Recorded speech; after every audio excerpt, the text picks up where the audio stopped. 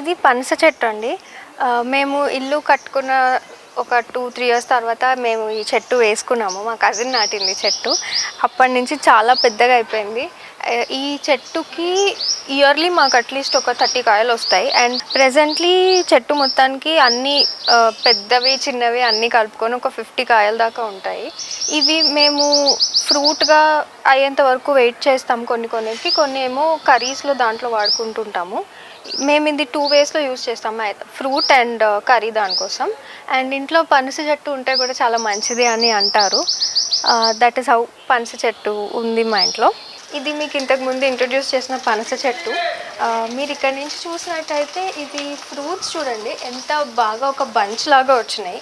మీకు స్మాలెస్ట్ పిందె నుంచి బిగ్గెస్ట్ కాయ వరకు ఉన్నాయి ఇక్కడ ఒకటే బంచ్లో. ఇటు సైడ్ నుండి మీకు ఇంకా ఒక ఫుల్ వ్యూ వస్తుంది చెట్టుది. ఒక్కొక్క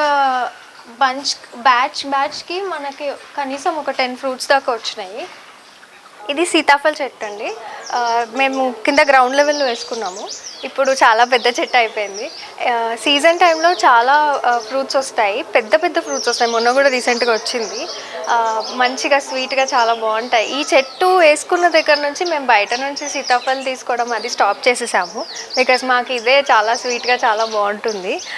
ఇప్పుడైతే మనకు 1 or 2 ఫ్రూట్స్ ఉన్నాయి అంతే, బికాస్ నాన్ సీజన్ కాబట్టి. అదర్వైజ్ మంచి చెట్టు మంచి కాయలు వస్తాయి దీనికి పెద్ద పెద్దగా. And very tasty also. మా ఇంటి ఫెన్సింగ్లో కూడా మేము చాలా ఫ్రూట్స్ ప్లాంట్స్ అవి ఫ్లవర్స్ ప్లాంట్స్ అవి వేసుకున్నాము.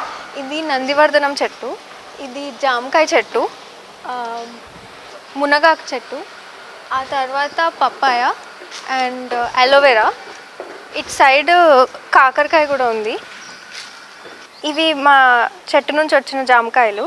ఇవి ఇంకా పెద్దగా అవ్వలేదు, బట్ కట్ అయిపోయినాయి. ఇవి చాలా స్వీట్గా చాలా టేస్టీగా చాలా బాగుంటాయి.